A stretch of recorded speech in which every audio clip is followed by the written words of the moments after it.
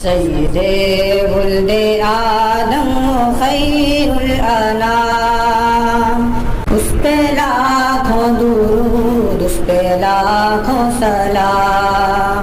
औज़ु बिल्लाहि मिनश शैतानिर रजीम, बिस्मिल्लाहिर रहमानिर रहीम, अल्हम्दुलिल्लाहि रब्बिल आलमीन, वस्सलातु वस्सलामु अला सय्यदिल मुरसलीन व अला आलिहि व सहाबिहि अजमईन।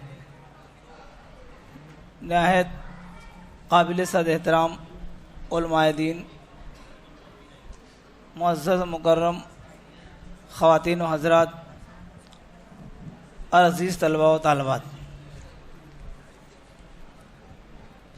मुल्क मिल्लत की खिदमत के उन्वान पे इससे पहले भी मैंने गुफ्तगू की और जो हमारी बात हुई थी उसमें मैंने कहा था कि पूरे मुल्क की खिदमत करने की बजाय अगर हम अपने घर से, अपने मोहल्ले से शुरू करें और अपने घर में जो रिश्तेदार हैं जिनके साथ हम 24 घंटे ज़िंदगी गुजार रहे हैं उनके साथ हमारे मामलात दुरुस्त हो जाएं, बेहतर हो जाएं, तो वाकई में ये सिर्फ अपना घर दुरुस्त करना नहीं बल्कि अपने मोहल्ले का भी इंतशार दूर करना और मुल्क की खिदमत का भी एक ज़रिया, बेहतर ज़रिया बन सकता है।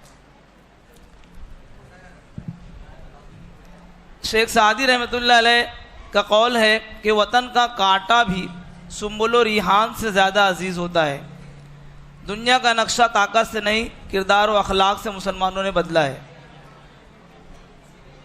गुज़िश्ता रोज़ मेरे पास आखिरी में जो सवाल आया था कि क्या ये मुल्क हमारा है या इस मुल्क से हमें मोहब्बत का मुजाहरा करना चाहिए, तो हमने बात की थी कि यकीनन करना चाहिए, हर हाल में करना चाहिए, हर सूरत में करना चाहिए। उससे मफ़र किसी भी सूरत में किसी को भी नहीं है।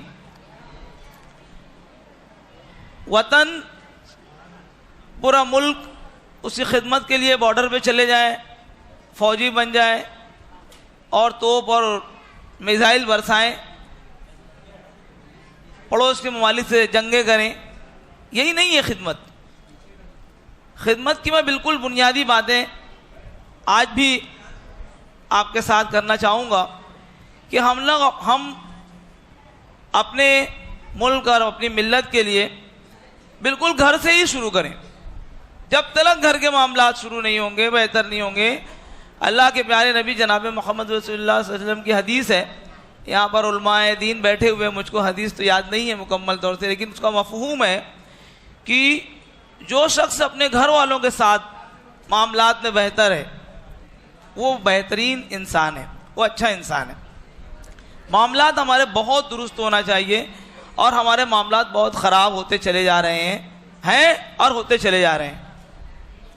हमारा हर मामला, हर काम, हर अमल, हर लेन देन, चाहे वो तिजारती मामलात हों, चाहे घरेलू मामलात हों, चाहे तालीमी और किसी भी किस्म के हमारे मामलात हों, उसमें जो पहला मकसद जो होना चाहिए वो रज़ाए इलाही होना चाहिए कि हम अपने अमल से किस तरह और किस अमल से हम अल्लाह के नबी के बताए हुए फरमान पर अमल कर सकेंगे और अल्लाह के हुक्म अदूली से अपने आप को बचा सकेंगे।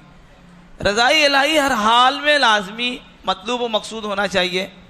बच्चों, बहुत से बच्चे बात कर रहे हैं, ज़रा तवज्जो दें बेटा।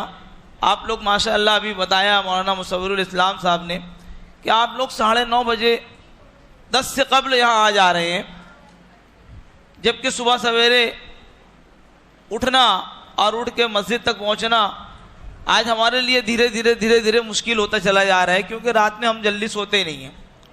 बड़ा निज़ाम, पूरा सिस्टम उलझा हुआ है, बिखरा हुआ है, मुंतशिर है। बहुत सारे असबाब हैं। सबसे बड़ी वजह, सबसे अहम वजह यही है कि हमने निज़ाम, वक्त को कुछ समझा ही नहीं है। वक्त की कोई कदर हमारी नज़र में रह नहीं गई है। जब तक हम लोग वक्त की कदर नहीं करेंगे, और वक्त की कदर के लिए दुनिया में सबसे बेहतरीन सिस्टम जो है इस्लाम ने नमाज का दिया है। नमाज फ़ज्र से हमारे ज़िंदगी का आगाज़ होना चाहिए हर रोज़ कम से कम। जो उलमा इकराम हैं, जो अल्लाह वाले हैं, वो तो तहज्जुद भी पढ़ते हैं और बहुत सारे नवाफिल का एहतमाम भी करते हैं, लेकिन हम कम से कम मुअज्जिन की सुबह की हैया अलस्सलात पे भी उठ जाएं और नमाज के लिए हाजिर हो जाएं।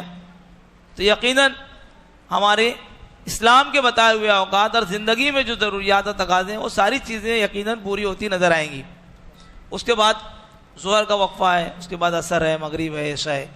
ये निज़ामुल औकात जो नमाज के मुकर्रर हैं खुदावंद आलम की तरफ से, ये इंसान को एक पैमाने में ढालने के लिए। और जब इंसान निज़ामुल औकात के तहत अपनी ज़िंदगी गुजारेगा तो उसमें इंतशार नहीं आएगा, उसमें इख्तिलाफ नहीं आएगा, उसमें झगड़े और लड़ाई और बहुत सारे मसाइल नहीं खड़े होंगे, बल्कि वहाँ पर क्या आएगा, एक बेहतरीन खुशगवार माहौल तैयार होगा। और यही खुशगवार माहौल हमारे मुल्क मिल्लत के लिए बहुत ज़रूरी है। सुबह उठेंगे, जहन तरोताज़ा रहेगा तो हमारे काम वक्तों पे होंगे, हमारे काम वक्तों पे होंगे तो अच्छा रोज़ी रोज़गार होगा, अच्छा रोज़गार होगा तो मामूली गलती पर, मामूली बात पे इतने बड़े बड़े झगड़े जो हमारे वहाँ हो रहे हैं उससे हम महफूज रह सकेंगे।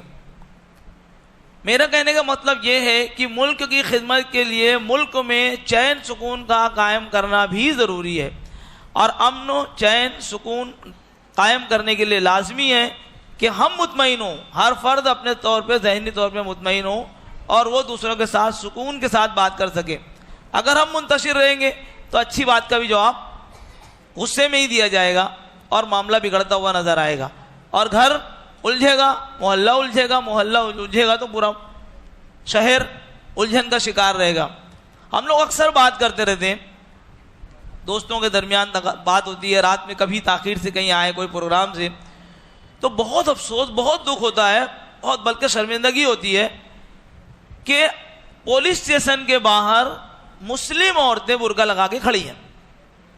पुलिस स्टेशन के बाहर रात में एक मरतबा मैं 3 बजे गया, किसी बहुत ऐसे ही मामला था थोड़ा, तो वहाँ कई औरतें थी। एक मरतबा मेरा 1 बजे रात को आना हुआ, मैंने देखा कि पुलिस स्टेशन के बाहर कई औरतें हैं।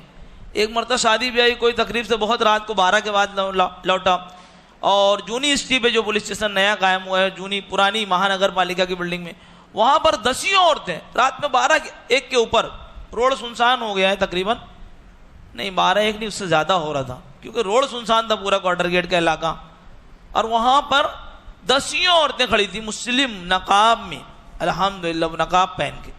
ये खुशी की बात है, लेकिन शर्म की, अफसोस की, दुख की बात है कि पुलिस स्टेशन के बाहर खड़ी थी। ये क्या है?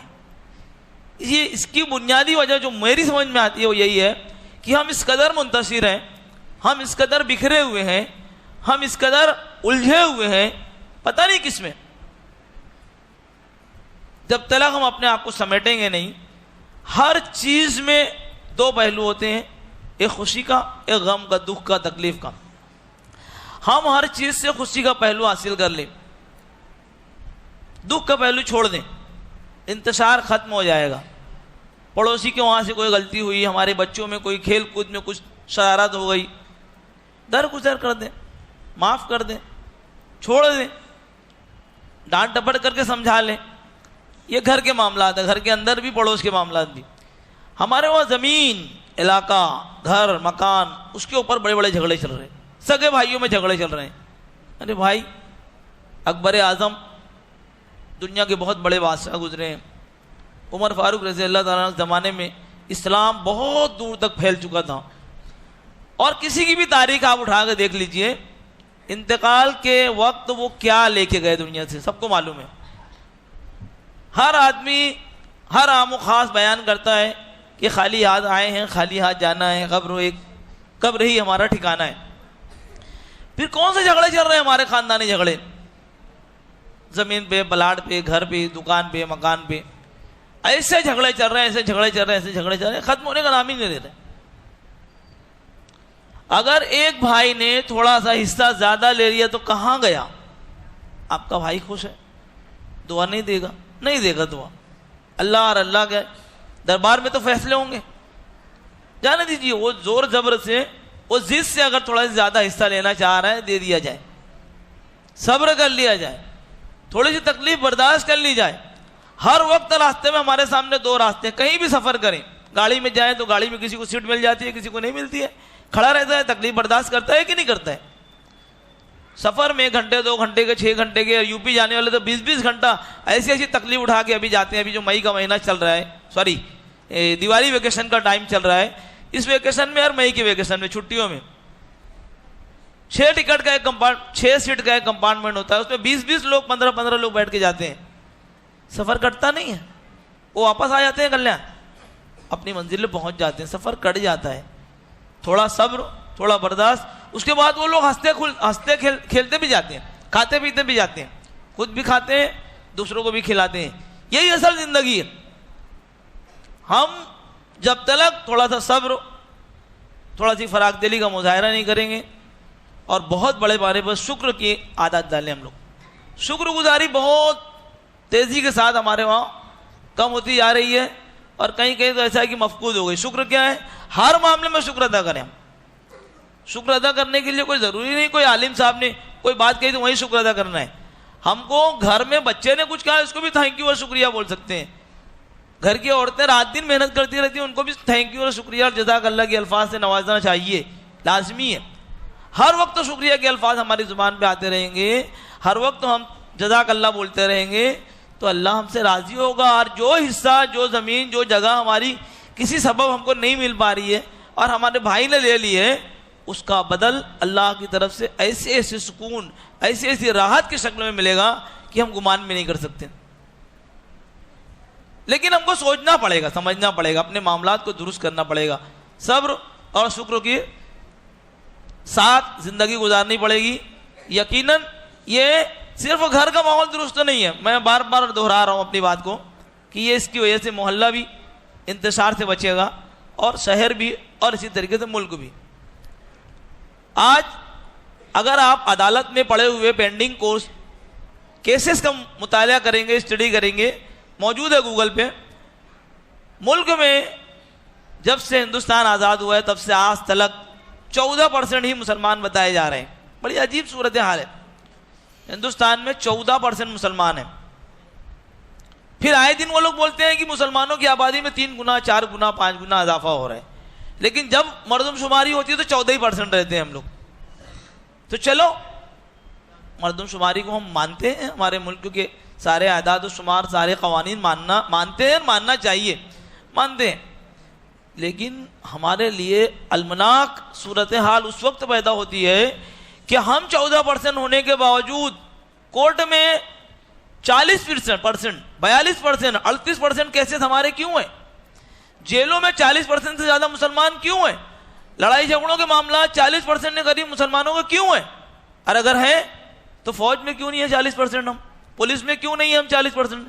सरकारी महकमों में क्यों नहीं है 40%? क्योंकि हम बहुत बहादुर कौम है, छोड़ते नहीं है किसी को, तो हम लड़ लेते हैं, भिड़ लेते हैं, 10-10 साल तक लड़ते रहते हैं। और कोर्ट में, अदालत में और कचहरियों में और कैद खानों में 40% है। तो उतनी बहादुरी हम तालीम के मैदान में दिखाएं, एजुकेशन के मामले में दिखाएं, कॉम्पिटिटिव एग्जाम में दिखाएं, मुकाबला जाती इम्तिहान में दिखाएं। एक मरतबा सलाहुद्दीन अय्यूबी स्कूल में, तकरीबन 4-5 साल पुरानी बात है, कि रेलवे में भर्ती के उन्वान से हमने एक बहुत बड़ा प्रोग्राम किया, एमपीजे के बैनर तले सलाहुद्दीन स्कूल में किया। आपको सुन के हैरत होगी कि हमको 300-400 सामीन की उम्मीद थी, 500 चेयर लगाई गई थी। जाकिर भाई मोती वाले वहाँ खड़े थे, वो हैरान हो गए, बोले सर ये इतने लोग आ रहे हैं, क्या करूं मैं, कुर्सियां मंगाऊं? और मतलब आपकी मर्जी। वो और बेचारे 300-400 कुर्सियों का अरेंजमेंट करें, फिर भी कम पड़ गई। लोग मैदान में बैठ के सुन रहे थे। एक बहुत बड़ी तादाद रेलवे में भर्ती के उन्वान पर लेक्चर सुनने के लिए वहां आई और 1000 से जायद लोग वहां पर आए अल्हम्दुलिल्लाह। और उसमें जलगांव से भी 2-3 लोग आए थे वो लेक्चर सुनने के लिए। उसमें मैंने 4 लोको पायलट को हम लोगों ने दावत दी थी, 4 लोकल ट्रेन चलाने वाले यहाँ पर आए थे। उन लोगों ने पूरा प्रोसीजर अप टू डेट, इब्तिदा से इंतहा तक, रेलवे डिपार्टमेंट में साफ सफाई करने वाला खाकरूफ से लेकर ऑफिसर बनने तक के सारे प्रोसेस बताए, इम्तिहान की तैयारी बताई, कामयाबी बताई, किताबें बताई, फॉर्म भरने का काम हुआ। कई 100 फॉर्म हमने भर के जमा कराए। 5 लोगों ने भी इम्तिहान नहीं दिया। कितने लोग तो ऐसे थे कि सर अभी तक कोई लेटर नहीं आया, सारी बातें बताई गई थी लेक्चर में कि आपको किताबों का मुताला करना है, इम्तिहान का फॉर्म भरना है, एग्जाम देना है, उसके बाद सिलेक्शन होगा, इंटरव्यू होगा, बुनियादी सवालात पूछे जाएंगे, आपकी दिलचस्पी जानी जाएगी और उसकी बुनियाद पे आपकी रेलवे में भर्ती होगी। लेकिन 5% लोगों ने पांच लोगों ने भी इम्तिहान नहीं दिया था और हजारे करीब फॉर्म भरे गए थे। हमारा मिजाज ये करना कुछ नहीं चाहते हैं, धूम धड़का बहुत है, गर्दी जलसा जुलूस। मैं किसी मसलक के उन्वान पे कोई बात नहीं करना चाहूंगा, लेकिन हकीकत इस साल मैं पहली मरतबा ईद मिलादुन नबी के दिन में मौलाना अबुल कलाम आज़ाद रोड पे निकला अपनी बच्ची को दवाखाना ले आने के लिए। मैंने इतना बड़ा जुलूस अपनी जिंदगी में नहीं देखा था और जुलूस से बड़े झंडे थे, अलम, और वो झंडे 5-5, 7-7, 8-8 लोग उठाए हुए थे। 8-8 लोग एक झंडा संभाल नहीं पा रहे थे। सुभान अल्लाह, क्या ताकत है मिल्लत में, क्या जज्बा है। इतना बड़ा झंडा बना दिया, इतना बड़ा जुलूस निकाल दिया कि मैं जब घर से निकला गैबी नगर से तो आनंद टाकिस के पास जुलूस का आगाज मिला और मैं डॉक्टर असलम तक पहुंच गया और जुलूस गुजर रहा था। मैं कैसे पहुंचा अल्लाह ही जानता है। और मेरी बेटी भी उस दिन बोलती है, अब्बू कहाँ से आ गए हम लोग आज के दिन। बहुत मुश्किल से हम लोग आनंद टाकिस से लेकर असलम डॉक्टर यहाँ तक पिरानी पाड़े तक पहुंचे। ये जज्बा है हमारा। मैं आपको किसी की तनकीद करना नहीं चाह रहा हूं, मैं बताना चाह रहा हूं कि इस चीज को हम पॉजिटिव क्यों नहीं इस्तेमाल करते। ये जोश, ये जज्बा, ये ताकत, ये कुव्वत, ये इत्तेहाद, ये इत्तेफाक हम तालीम के मैदान में क्यों नहीं कर रहे हैं। रेलवे भर्ती की बात मैं फिर करूंगा कि मैं रेलवे भर्ती के ताल्लुक से उन अफसरान 2-4 लोगों से मिलने गए हम लोग जोगेश्वरी स्टेशन, वहां गए हम लोग। तो वहां पर एक बहुत बड़ा उन लोगों का सेंटर है जहां पर बहुत सारे काम होते हैं रेलवे के। वो सब घबरा गए और समझे कि रेट पड़ी है, इंक्वायरी के लिए लोग आए हैं, सब दौड़ भाग मचा दिए। एक ने आके पूछा क्या हुआ। हम लोग बोले हम लोग रेलवे डिपार्टमेंट में भर्ती किस तरह होती है, कैसे जॉब मिलती है, उसकी मालूमात के लिए आए। तो बड़ा खुश हुए। एक नौजवान को उन्होंने मिलाया जो बिहार के थे। उन्होंने बताया कि मैंने 13 मरतबा इम्तिहान दिया रेलवे डिपार्टमेंट का, उसके बाद मुझको पटना से छोड़ के महाराष्ट्र के मुंबई शहर में जॉब मिली। 13 मरतबा, 13 ट्राई। खिदमत करना चाहते हैं ना मुल्कों की, करना भी चाहिए। कब करेंगे, कैसे करेंगे? घर में बैठे बैठे रात में 12 तक लंबी लंबी छोड़ेंगे चौक में बैठ के और सुबह 12 बजे तक सोते रहेंगे और हो गई खिदमत। अरे माँ बाप की खिदमत नहीं कर पा रहे हम लोग। अपनी जिंदगी के अपने जो हमारे जो अपने तकाजे हैं, जो हम खा पी रहे हैं, उसका ही हक अदा करने के अभी तक हमारे नौजवान में सलाहियत पैदा नहीं हो पा रही है। कब खिदमत करेंगे हम लोग? बहुत जरूरी है मेहनत। 13 मरतबा वो बच्चा 12 मरतबा फेल हुआ, उसने हिम्मत नहीं हारी, मेहनत मजदूरी मशक्कत करता रहा, भूखे प्यासे रह के उन्होंने बहुत गरीब गुर्बत से वो पढ़ा था। और वहां पर एक दूसरा नया इंकशाफ हुआ कि बिहार के एक कस्बे में जहां पर 112-15 मकानात हैं, उसने बताया कि सर हमारे गांव में 112-15 मकानात हैं। मुझको एग्जैक्ट याद नहीं रह गया, 4-5 साल पुरानी बात है। लेकिन हमारे वहां रेलवे डिपार्टमेंट में काम करने वाले अफसरान यानी खाकरूब नीचे से लेके ऊपर तक मुख्तलिफ ओहदेदारान 140 से ज्यादा हैं। 120 से कम मकानात हैं, 140 से ज्यादा रेलवे डिपार्टमेंट में काम करने वाले हैं। कहां से आए वो? जमीन से उग रहे हैं वहां से। अच्छा, मैंने अक्सर यहां देखा है भिवंडी में कि भिवंडी में अक्सर यूपी और दूसरी भिवंडी एक ऐसा इलाका है जहां पर पूरे हिंदुस्तान की तमाम स्टेट के लोग तकरीबन आपको मिल जाएंगे, तमाम स्टेट की। क्यों मालूम है? बहुत नसीब वाले हैं बेटा हमारा कि यहाँ रोजगार बहुत अच्छा है। हमने उसको जूते तले कुचल डाला है, झूठ से, मक्कारी से, धोखे से, बदहदी से, बदजुबानी से हमने रौन डाला है उसको। इतने रोजगार के जराए हैं कि एक बंदा यूपी से, बिहार से, राजस्थान से, गुजरात से, कर्नाटक से, केरला से, साउथ से, कहीं से भी आता है, कोई पढ़ा लिखा नहीं है, मुकम्मल जाहिल। 1 हफ्ते के अंदर अंदर वो कांडी मशीन चलाना सीख जाता है और 1 महीने के अंदर अंदर वो 3,000-4,000 रुपया तनख्वाह कमाने के लायक हो जाता है।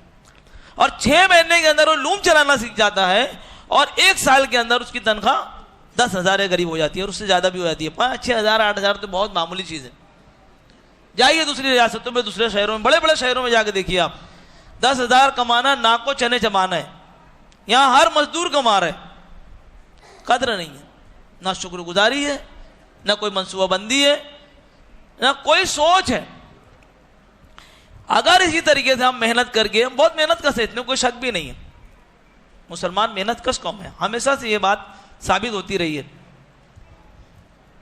और दुनिया कितना ही कुचलना, दबाना, खत्म करना, मिटाना चाहे, मिटा नहीं सकती है। सैकड़ों साल से, बहुत लंबे अरसे से, 65 से तो ये 70-80 साल तो बिल्कुल हमारे सामने है कि फ़लस्तीन में कितना जुल्म जबर हो रहा है, कुछ नहीं कर पा रहे। अमेरिका ने पूरी ताकत लगा दी अफगानिस्तान और इराक को ख़त्म बर्बाद करने की, लेकिन आज भाग गया वो अफगानिस्तान से, नहीं कुछ कर सका। बहुत नुकसान, बहुत जंग हुई। मैं थोड़ा सा इधर उधर जा रहा हूँ इसलिए बताने के लिए कि मुसलमान वाकई में बहुत ताकतवर कौम है, मगर वो समर आवर थी, अब नहीं है। फल हासिल करते थे, वो ओहदे हासिल करते थे, वो मनासिब के हकदार करार दिए जाते थे, अब नहीं है। अब उनके अंदर जुमूद आ गया है, बहुत ज्यादा ठहराव आ गया है, बहुत ज्यादा इत्मीनान, बहुत ज्यादा आराम पसंद हो गए हैं, हम कुछ करना ही नहीं चाहते। इस कदर एक लतीफ़ा याद आ गया मुझको कि एक जगह मुकाबला था निकम्मों काहिलों का। एक एनजीओ ने मुकाबला किया कि जो सबसे ज़्यादा निकम्मा होगा उसको बहुत बड़ा इनाम मिलेगा, ट्रॉफी मिलेगी, सर्टिफिकेट मिलेगा, पैसा मिलेगा, कैश मिलेगा। सारे निकम्मे हॉल में जमा हो गए और नाजिम ने बिना किसी शर्त और बिना किसी वजाहत के आते ही साथ ऐलान किया कि मुझे ये बताइए कि यहाँ पर कौन सा बंदा ऐसा है जो आज के इस मुकाबले का, काहिलों के मुकाबले का पहला इनाम हासिल करना चाहता है। सब ने तकरीबन हाथ उठा दिया। एक कोने में एक बंदा शांति नगर का बैठा हुआ था, बहुत सही। वो मुंतजिम और मुंतजिम के साथ जितने अफराद थे, मुंतजिमीन की पूरी कमेटी, वो बड़ी हैरान हुई और फोकस किया और उस बंदे से पूछा, भाई आपको पहला इनाम नहीं चाहिए? उसने जबरदस्त जवाब दिया। उसने कहा कि भाई देने का दो, नहीं देने का मत दो, हाथ उठाओ, टांग उठाओ, पैर उठाओ, ये क्या है? बोले उसको पहला इनाम मिल गया, उसको हाथ भी नहीं उठाना है, उसको पहला इनाम चाहिए। ये हमारी हालत है। एक और कहानी याद आ गई। दो दोस्त, छोटा सी लतीफा है तमसीली। दो दोस्त बस स्टॉप पे खड़े हैं, बस के लिए इंतजार कर रहे हैं। जाहिर सी बात है, बस स्टॉप पे खड़े हैं, हम लोग का कोई भरोसा नहीं है, हम लोग कहाँ खड़े रहेंगे और किस लिए खड़े रहेंगे। बहरहाल बस स्टॉप पे बस के इंतजार में दो लोग खड़े थे। एक बस आई और वहां पर एक नौजवान सिगरेट फूंक रहा था। उसके साथ जाहिर सी बात है हम लोग गुफ्तगू शुरू करते थे, तो उसने कहा कि भाई ये जो बस जा रही है ये आपकी बस है जिस पे आपको जाना था। वो दौड़ना शुरू किया और थोड़ी दूर तक दौड़ा, 150 कदम, वापस आया। बोले बस बहुत तेज चली गई, नहीं तो मैं पकड़ लेता। तो उस शख्स ने कहा कि वो बस बहुत तेज नहीं गई, बल्कि आपकी रफ्तार, अगर आप अपनी रफ्तार बढ़ाए होते तो आप यकीनन पकड़ लेते। उसने उसकी बात सुनी, दूसरी सिगरेट निकाली, फिर अपने काम में मशगूल हो गया। यह हमारी मौजूदा सूरत हाल है। कोई परवाह नहीं है, बस छूट गई, छूटने जाए, ट्रेन छूट जाए, हवाई जहाज छूट जाए, क्या है। जब तक हमारे अंदर ये तब्दीली नहीं आएगी, कुछ कर गुजरने का जज्बा, शौक नहीं पैदा होगा, और पूरी मिल्लत के लिए जरूरी है। हर बच्चे को बताना चाहिए, और ये काम भी घर से शुरू होता है। माँ के लिए मैंने उस दिन कहा था कि पता नहीं हमारे घर में कहां से ये सुन्नत आ गई, कौन सी हदीस आ गई कि लड़की ही औरत ही काम करेगी, घर का काम, बर्तन, झाड़ू, प्लेट, कपड़ा, सब काम वही करेगी, लड़के नहीं करेंगे। लड़का कम वक्त मारा अपनी प्लेट भी नहीं उठाएगा, और अपना गिलास, अपना पानी जो जरूरत का वो भी मटके से जाके लाएगा नहीं पीने के लिए, वो मंगाएगा, वहां बैठ के आदेश देगा, ऑर्डर देगा। और अम्मा बोले ये देना, कब से बैठी है, सुन नहीं रही क्या? मेरा जिगर का टुकड़ा, मेरा लगते जिगर, मेरा नूर नजर पानी तलब कर रहा है, खिदमत में पेश किया जाए। वो नूर नजर, वो लगते जिगर जिसका नूर धीरे धीरे खत्म होता जा रहा है और कलेजे की ठंडक की बजाय कलेजे का वबाल बनते जा रहा है, बल्कि हार्ट अटैक का सबब बन रहा है, वो बनते ही जा रहा है। लेकिन हमको उसकी तरबियत की परवाह नहीं, उससे काम करवाएं, सुबह से, बचपन से काम करवाएं। उसकी जिंदगी की जो सुबह हुई है, बचपन से छोटे छोटे काम करवाएं।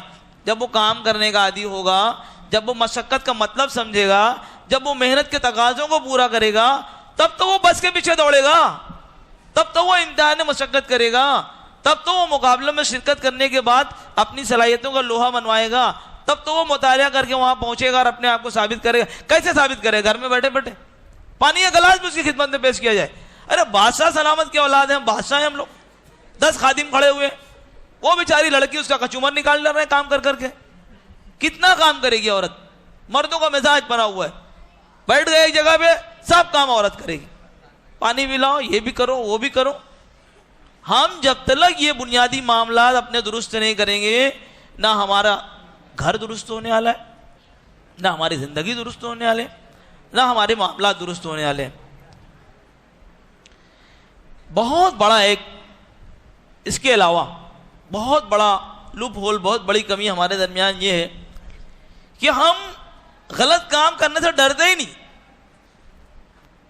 चाहे वो बदजुबानी का मामला हो, चाहे बदअहदी का मामला हो, चाहे पैसे का लेन देन हो, तिजारती मामलात हो, डरते ही नहीं हम।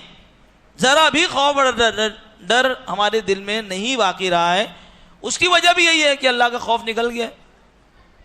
हमारे निकलने वाले सूरज के साथ शुरू होने वाली सुबह से डूबने वाले सूरज के यानी हमारी होने वाली शाम, और उसके बाद पूरी रात के 24 घंटे के हर मिनट के हर काम अल्लाह के वहां पर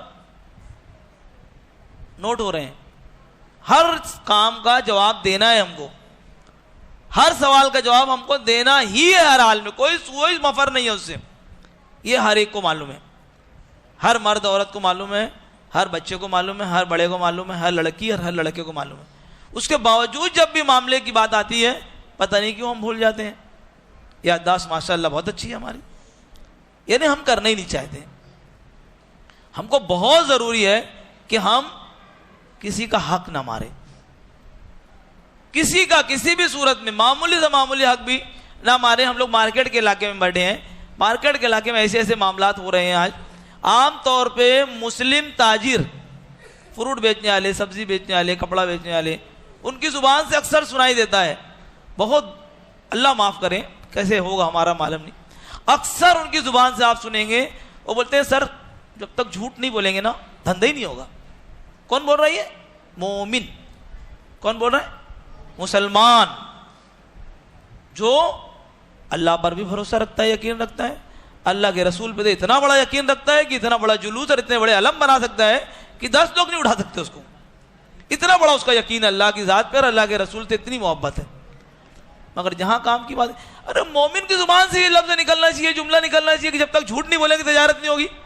अरे मैं तो बोलता हूं इंसान ही नहीं है, जानवर हो। तजारत का फार्मूला, बुनियादी फार्मूला जो गुजरातियों ने, मारवाड़ियों ने, जो सिंधियों ने समझ लिया है, वो है ईमानदारी, दयानतदारी। और आज उनके वहां दौलत बरस रही है, ऐशो इशरत के साथ वो लोग जिंदगी गुजार रहे हैं, हमारे सामने, हमारे साथ है। उसकी वजह यह है कि बहुत दयानतदार है अपने मामलात में, झूठ नहीं बोलते। बोले सेठ ये माल ऐसे ही है, बोलते हो सेठ ये ऐसे ही माल है।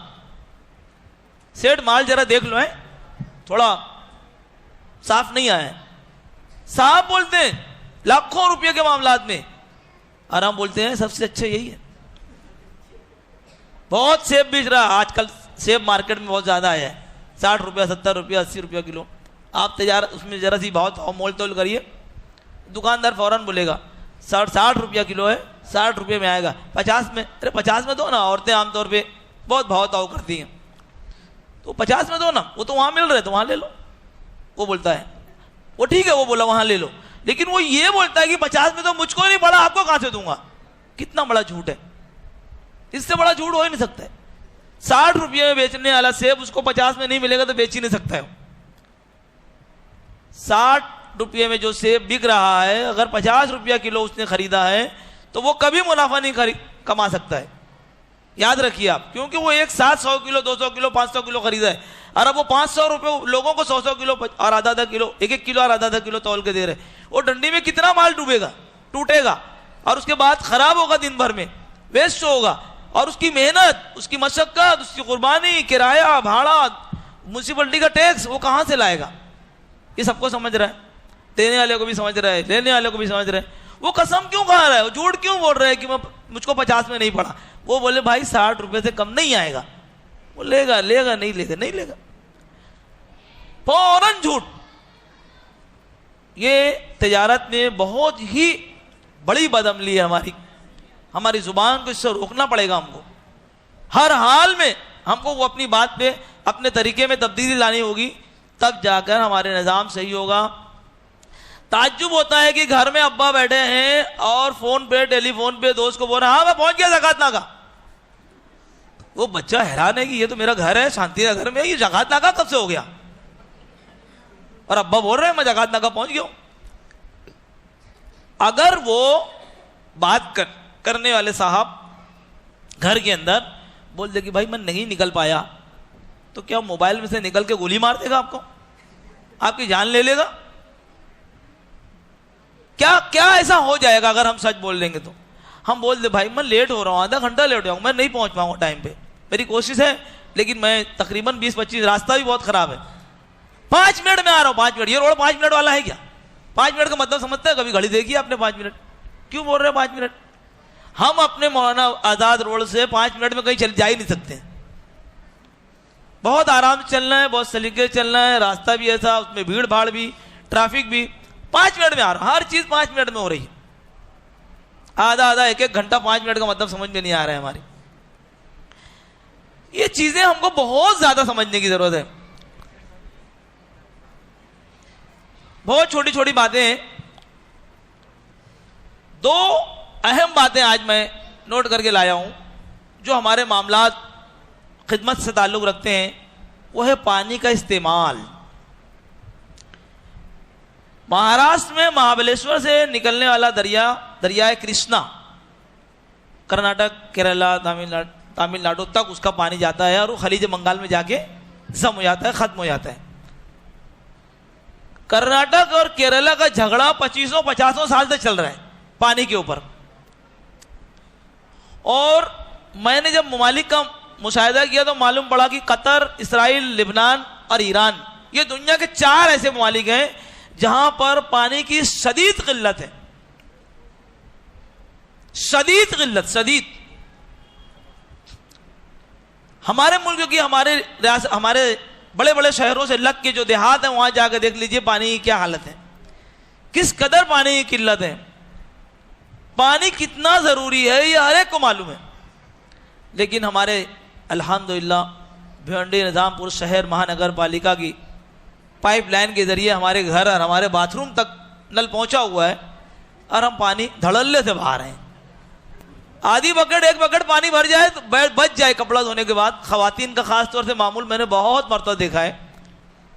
खवातीन कपड़ा धुल रही हैं, मशक्कत कर रही हैं घर की बेहतरी के लिए। सबसे ज्यादा खिदमत तो वही करती है, मुल्क की भी और कौम की भी और घर की भी। अब आधी बाल्टी से ज्यादा पानी है, उसको उन्होंने पैर पर डाल लिया आखिरी में। क्यों? बाल्टी में झूठा पानी हो गया ना, खराब हो गया, वो दूसरा काम में नहीं आ सकता है। क्यों? क्योंकि हमको वाफर मकदार में पानी मिल रहा है, हम बिला झिझक को पानी जाया कर रहे हैं, फेंक दे रहे हैं। जबकि आज हमारे मुल्क की बहुत बड़ी जरूरत पानी है और बहुत अहम जरूरत है और बहुत बड़ी किल्लत का सामना हमको है। कस्बों में जाकर देखिए कितनी कितनी दूर से औरतें पानी पीने के लिए लाती हैं, ढो के सर पे बहुत बड़ा बड़ा वजन उठा के लाती हैं, जो उनकी जसामत और उनकी ताकत के लिहाज से बहुत सख्त और बहुत खतरनाक दिखता है। अगर हम वाकई में अपने वतन से मोहब्बत करते हैं तो पानी का दुरुस्त इस्तेमाल करें। घर में औरतें दुरुस्त इस्तेमाल करें, जरूरत के मुताबिक चलाएं, जरूरत के मुताबिक वापरें और जरूरत के मुताबिक। और उसके आगे बहुत सड़क छाप जुबान में सरकारी नल्ला 24 घंटे खुला। हमारे नल है, टोटी नहीं लगी है। जब सरकार की इजाजत होगी, महानगर पालिका का मंच आएगा, नल खोल दिया जाएगा और जब मंच आएगा बंद, तभी पानी बंद होगा। हम वैसे बहाते रहेंगे, गटर साफ होते रहेगी। कहां से खिदमत होगी, कहां से मुल्क से मोहब्बत होगी? इतनी बड़ी दौलत, इतनी बड़ी जरूरत पानी की, इतना बेहतरीन पानी भिवंडी में बहुत बेहतरीन मिलता है। आप उसकी क्वालिटी चेक कर लीजिए, किसी माहिर से चेक करवा लीजिए। बहुत बेहतरीन क्वालिटी का पानी ज्यादातर आता है। कभी कभी कुछ हो जाता है, यहां वहां की गंदगियां उसमें शामिल हो जाती हैं। हम अपने नल में टोटी लगाना तक गवारा नहीं कर रहे। गली में, मोहल्ले में, घरों में, हमारे बाथरूम में, स्कूल और मदारिस में, मसाजिद में, ये बहुत बड़ा मसला है। हम लोग जब तक पानी की अहमियत को समझेंगे नहीं, तब तक उसका सही इस्तेमाल नहीं करेंगे और उसके ज़ाया से अपने आप को ज़िया करने से बचा नहीं पाएंगे। और इसका भी बहुत बड़ा हिसाब, सख्त हिसाब अल्लाह के हुजूर देना है। और माफ़ी के साथ उलमा इकराम बहुत सारे यहाँ बैठे हुए हैं, मस्जिद में बैठे हैं, हम लोग वज़ू करने बैठते हैं, ऐसा नल खोल के ऐसा मुंह पे छपाका मारते हैं कि आजू बाजू में दोनों को वज़ू एक साथ हो जाए, बढ़ के पूरा मुट्ठी भर भर के वज़ू कर रहे हैं।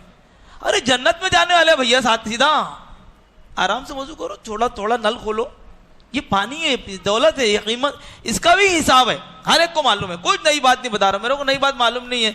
ये उलमा इकराम माशाअल्लाह यहाँ बैठे हुए हैं, ये बहुत सारी नई बातें कुरान हदीस से तलाश कर करके आपको बता चुके हैं, बता रहे हैं और 4 दिन बताते रहेंगे। शांति नगर वाले जो यहाँ पर इस प्रोग्राम में शरीक कर रहे हैं, वाकई खुश नसीब है। इतनी शानदार बातें मौलाना साहब ने भी बताया कि वो कई किताबों का मुताला करके आगे आपको बताएं कि क्या एतराज़ात हैं और क्या मसाइल हैं हमारे, और उसके जवाबात, मुमकिन जवाब क्या हो सकते हैं। इतनी मेहनत करके वो लोग बता रहे हैं। मैं तो बिल्कुल सतही और बुनियादी बात कर रहा हूँ कि क्या ये पानी हमारे लिए ज़रूरी नहीं है, औरत के लिए, आदमी के लिए, बच्चे के लिए, मस्जिद में नमाज पढ़ने आया तो अल्लाह मियाँ के ऊपर कोई एहसान कर रहे हैं हम लोग। पूरा नल खोल दिया, आस्तीन चढ़ा रहे हैं, अबे लड़ने जा रहे हैं फरिश्ते लोग से। वजू करना है ना तो भाई पहले आस्तीन चढ़ा लो, पूरी तैयारी कर लो, उसके बाद नल खोलो, और नल भी उतना ही खोलो जितनी ज़रूरत है। ये एक बहुत बड़ा मसला है पानी का। इस पे हर बुजुर्ग को, बच्चे को, नौजवान को, खातून को और मर्द को सख्त ध्यान देने की ज़रूरत है। मस्जिद में अगर कोई बोलता है तो उसको घूर के देखते हैं, लेकिन हमको टोकना और बोलना चाहिए। क्यों? क्योंकि बुनियादी काम हमारा सिर्फ खाना पीना नहीं है, बल्कि इस्लाम ने जो बुनियादी काम बताया है, अमर बिल मारूफ और नहीं अनिल मुनकर, तो यह नहीं अनिल मुनकर का यह हिस्सा है कि हम पानी ज़ाया कर रहे हैं और सामने हाफी जी देख रहे हैं, चचा देख रहे हैं, मामू देख रहे हैं, बड़े अब्बा देख रहे हैं, कुछ बोल नहीं रहे। वो भी मैं समझता हूँ कि उसके गुनाह के ज़ुमरे में आ जाएंगे। टोकने की आदत डालें। हमारे बचपन में हमारे वालिद के दोस्तों को भी देख के हम लोग भाग जाते थे, रोड पे, सड़क पे कहीं होते थे तो, कि वो अब्बा के दोस्त ने देख लेंगे तो क्या बोलेंगे, क्या होगा। आज तो किसी का कोई हिसाब ही नहीं है। थोड़ा सी अपनी जिम्मेदारी में हम इजाफा करें, और माँ बाप भी थोड़ा सा दिल बड़ा करेंगे। अगर किसी ने डांट दिया बच्चे को, किसी ने मार दिया, तो हम उसके घर जाके हिसाब किताब लेने ना पहुंच जाए। हम यकीनन अपने बच्चों को बोले कि तुमने गलती की होगी तभी तुमको डांटा मारा गया। तो हर बुजुर्गों का ये फर्ज है कि मस्जिद के वजू खाने पर ध्यान दें और पानी के ज़िया से रोकें, बच्चों को समझाएं, बताएं।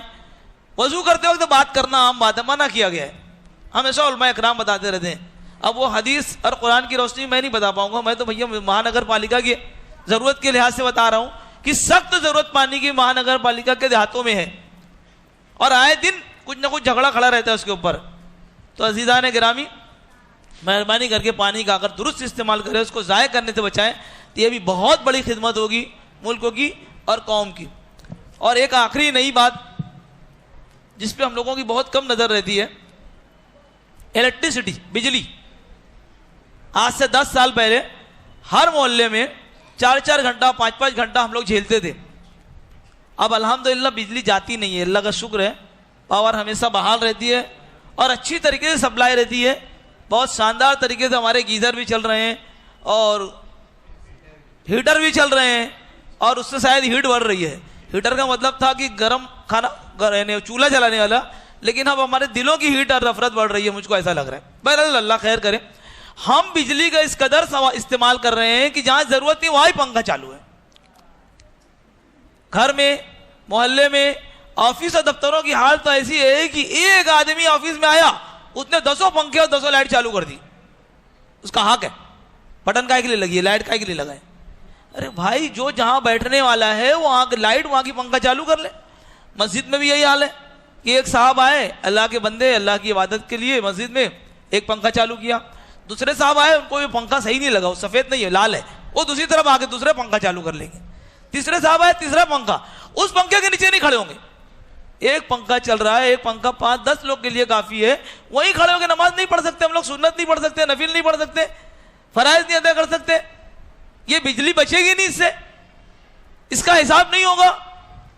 भले से हम बिजली नहीं अदा कर रहे हैं, मस्जिद के जिम्मेदारान चंदे से अदा करते हैं, लेकिन बिजली तो मुल्कों की है। वो मुल्क के इतनी बिजली की पैदावार और मुल्क में इतनी बिजली की जरूरत और लागत है, सारी चीजों का तखमीना तैयार है, सारी चीजों का हिसाब किताब है। अब हमको सप्लाई मिल रही है तो हम उसको जाया कर रहे हैं, समझ ही नहीं रहे।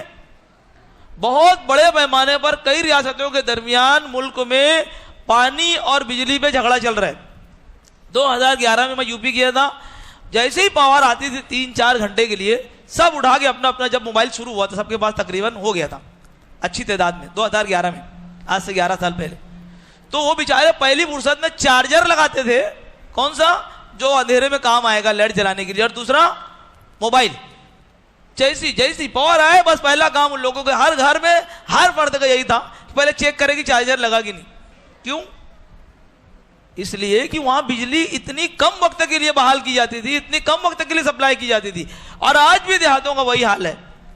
तो अजीज़ान गिरामी, अगर शहर के लोग वाफर मिकदार में सप्लाई होने के बावजूद अगर पानी के साथ साथ बिजली का भी दुरुस्त इस्तेमाल करें तो बहुत बड़े पैमाने पर उसमें होने वाली महंगाई भी कम होगी, और बहुत बड़े पैमाने पर जिन इलाकों में उसकी किल्लत है उन लोगों को सप्लाई भी हो सकेगी। ये दो बहुत अहम हमारी ज़िंदगी के, दिन भर 24 घंटा इससे हमारा ताल्लुक़ है। अगर हम इस पर ध्यान दे दें, तवज्जो दे दें, हर फर्द जो यहाँ बैठा हुआ है, औरत, आदमी, बच्चा, घरों में भी 2-3 कमरे होते हैं, पढ़ाई कर रहा है एक बच्चा अलग अलग कमरे में, एक बच्चा दूसरे कमरे में, उनसे बोले कि बेटा एक साथ बैठ के पढ़ो, बात मत करना, लेकिन एक साथ बैठो तो कम से कम एक पंखफैन की बिजली बचेगी। अब बड़ा मसला तो यह है कि हम बिजली नहीं भरते हैं, जाओ क्या करने हैं कर लो। बड़ी तादाद में मोमिन और मुसलमान अहले ईमान के घरों में शानदार कुमकुमे, बिजली, लाइट, पंखे, गीजर, कूलर, फ्रिज, रेफ्रिजरेटर, सारी चीजें हैं, लेकिन मीटर नहीं है। बहुत बड़ा गुनाह कर रहे हैं हम लोग, बहुत बड़ी भूल कर रहे हैं। मुझको तो कई मेरे स्टूडेंट ने, पढ़े लिखे लोगों ने, क्या सर आप 10-12 साल पहले जब मैं बिजली के लिए दौड़ रहा था तो उन्होंने कहा क्या सर आप मीटर के लिए परेशान हैं, क्या जरूरत अपने को मीटर। तो ये सोच आज भी है कि क्या जरूरत हमको मीटर की बिल अदायगी करने की और मीटर पे बिजली इस्तेमाल करने की। ये अजीब सोच पड़ी है हमारी, बहुत गलत बात है, इसको हमको निकालना पड़ेगा। अपने घरों में बिजली 1 नंबर में चलाओ, 2 नंबर में मुसलमान का कोई काम ही नहीं है। मेरे बच्चों, मेरे साथियों, मेरे अजीजों, मेरे बुजुर्गों, कोई काम नहीं है मुसलमान का। 2 नंबर में कोई काम नहीं, सब एक नंबर, और 1 नंबर ही होना चाहिए। और बुनियाद है ईमानदारी, दयानतदारी। अब उसी लाइट से हम कुरान पढ़ा रहे हैं, उसी लाइट से हम वो अरबी पढ़वा रहे हैं, उसी लाइट से हम उसी लाइट पर पंखे में नमाज पढ़ रहे हैं, उसी लाइट में हम लोग खाना बना रहे हैं। कैसे बच्चे बनेंगे और कैसी ग़िज़ा अंदर जाएगी और कैसा हमारा मिजाज बनेगा, जब चोरी का, झूठ का हम समझ ही नहीं रहे। मतलब इसको समझना बहुत जरूरी है, और इस पे अमल होना भी बहुत जरूरी है। समझना ही नहीं है, अमल करना है।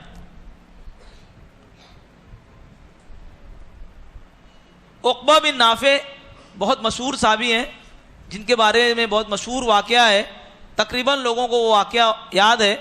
अल्लामा इकबाल ने उनके उस दानिशमंदाना अमल को अपने शेर में बयान किया था। यही आखिरी बात के साथ मैं अपनी बात गुफ्तगू तमाम करूँगा। अल्लामा इकबाल ने कहा था कि हमारी नाखुदाई की हकीकत आप क्या जाने, ज़मीन खुश्क पर अक्सर जला दी कश्तियाँ हमने, दस्त तो दस्त है दरिया भी न छोड़े हमने, बहरे जुल्मात में दौड़ा दिए घोड़े हमने। उन लोगों ने समुंदर के दरिया के अंदर घोड़े डाल दिए थे, ये सबको मालूम है तकरीबन। दरिया में घोड़े दौड़ाए थे किस बुनियाद पे? ईमान की जुरत पे, ईमान की ताकत पे, ईमान की हलावत से। उक़बा बिन नाफे, नाम मैं बहुत भूलता हूँ, इनके बुजुर्गों का नाम था। इन्होंने अपने पूरे तमाम साथियों को, जितने सिपाही उनके साथ थे, उसमें कई सहाबा इकराम थे, उन्होंने कहा कि हमको वहां पहुंचना है। अब रास्ते में हायल अगर कोई दरिया है तो दरिया में हम लोग घोड़े दौड़ा देंगे, जहाज का, कश्ती का इंतजाम नहीं करेंगे, इंतजार भी नहीं करेंगे, इंतजाम भी नहीं करेंगे, हमको फौरन से बेशतर वो काम करना है। और किया, और घोड़े दौड़े। आज भी हमारे अंदर वो जुरतें हैं, लेकिन मसला ये है जुरतें हैं नहीं, जुरतें हो सकती हैं आज भी, क्योंकि अल्लाह वही है और अल्लाह का रसूल वही है।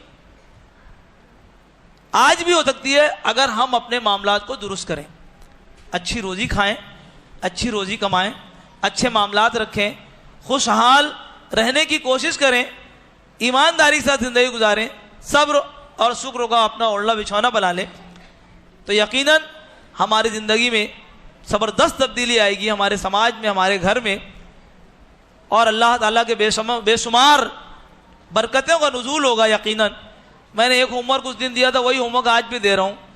जितने मामलात हैं, मुझको इसके बिगाड़ की एक बुनियादी वजह जो लगती है वही मेरा होमवर्क है कि पहली चीज़ तो हर मामले में संजीदगी इख्तियार करो। काम करने जा रहे हो तो ईमानदारी संजीदगी से काम करो, पढ़ने जा रहे हो तो ईमानदारी संजीदगी से पढ़ो, नमाज पढ़ो तो पूरी तवज्जो से पढ़ो, जो भी काम कर रहे हो पूरी संजीदगी से करो। कोई भी काम, घर का काम हो, बाहर का काम हो, अपना काम हो, दूसरे का काम हो, सबसे ज़्यादा कमी संजीदगी की है।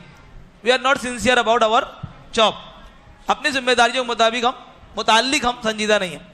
दूसरी बात मैंने कही थी कि हर घर में कुरान है, अल्हम्दुलिल्लाह सुम्मा अल्हम्दुलिल्लाह, शानदार खूबसूरत जिल्दों में लपेट के इतनी बुलंदी पर रखा हुआ है कि हर बच्चा आसानी से पहुंच ना सके, उसको थोड़ा नीचे करें। कुरान है, उसको आसान पहुंच में रखें और रोज़ाना तिलावत करें, बड़े भी बुजुर्ग भी। आदमी अपने काम पे ड्यूटी पे जाने से पहले कुरान शरीफ खोल के सूरह फातिहा पढ़े, भले तो सूरह फातिहा याद है, ताकि बच्चे भी देखें, उनके ऊपर असर पड़े। तो कुरान उठाओ रोज़ाना, माँ भी उठाए, कोशिश करे रोज़ाना। याद है उसको सूरह यासीन याद है, सूरह मुल्क याद है, सूरह रहमान, सूरह आयतल कुर्सी सबको याद है, लेकिन उसको उठा के खोल के देख के पढ़ो ताकि बच्चे सीखें। कुरान सब घर में है अल्हम्दुलिल्लाह। मैंने कहा था कि हदीस की किताब, जनाब मोहम्मद रसूलुल्लाह सल्लल्लाहु अलैहि वसल्लम की सीरत, आपकी ज़िंदगी पर तहरीर करदा बेशुमार किताबें हैं, बेशुमार, अनगिनत, कई हज़ार सफ़ात में, कई जिल्दों में, कम से कम 200-300 सफ़े की, 100 सफ़े से ज़्यादा होना चाहिए। कोई 10 सफ़े की 25 सफ़े की किताबचा ला के बोलेगा नहीं मजीद सर का होमवर्क हो गया, और मैं आऊँगा भी नहीं चेक करने के लिए। लेकिन मैं उम्मीद करता हूँ कि आप लोग ये 3 काम शुरू करेंगे तो यकीनन आप अपनी ज़िंदगी में तब्दीली देखेंगे। पहला काम मैंने कहा कि अपने काम में संजीदगी, दूसरा काम हर घर में कुरान के साथ सीरतुन नबी सल्लल्लाहु अलैहि वसल्लम के उन्वान पे किताब होना चाहिए, और सिर्फ किताब होना नहीं चाहिए बल्कि उसका विर्द भी होना चाहिए, उसको पढ़ना भी चाहिए। घर के लोग बैठे 10 मिनट के लिए और एक बंदा पढ़े, बाकी लोग सुने, उस वाक्य को समझने समझाने की कोशिश करें। अल्लाह के नबी की ज़िंदगी का कोई भी वाक्या घर में पढ़ा जाए, रोज़ाना बात की जाए उस पर 10 मिनट 20 मिनट। और तीसरा काम मैंने कहा था उम्महातुल मोमिनीन, सबसे ज़्यादा आज तक दुनिया में जितने तरक्की याफ्ता इंतहाई हैरत अंगेज मुहय्यरुल उकूल इजादात किए हैं, कारनामे अंजाम दिए हैं, उसमें 90% हाथ औरतों का रहा है, ऐसा बताया गया है, ऐसा किताबों में लिखा हुआ है कि जितने लोगों ने बड़े बड़े कारनामे अंजाम दिए उनके पीछे उनके घर की वालदा और उनके घर की दीगर औरतों ने उनकी हौसला अफजाई की है। फिर हमको ये भी मानना पड़ेगा कि हमारे बच्चे जितनी बदतमीजी कर रहे हैं उसमें भी बहुत बड़ा हाथ जाने में और अनजाने में घर की औरतों का है। उम्महातुल मोमिनीन की अगर हमारे घर में किताबें होंगी इंशाअल्लाह तो यकीनन हमारे सुलूक में, हमारे मामलात में, हमारे तौर तरीके में, हमारे उठने बैठने में, हमारे चाल चलन में, हमारे नकाब के रंग में, हमारे चाल ढाल में, हर चीज़ में तब्दीली आएगी। हम अपने घर में ये 3 होमवर्क को याद रखें, अल्लाह से दुआ करें कि अल्लाह ताला हम पे, हमारे बच्चों पे, हमारे घर पे, हमारी मिल्लत पे खुसूसी रहम करम का मामला करे, सेहत तंदुरुस्ती अता फरमाए, शऊर समझ अता फरमाए और बच्चों को पढ़ने की तौफीक अता फरमाए।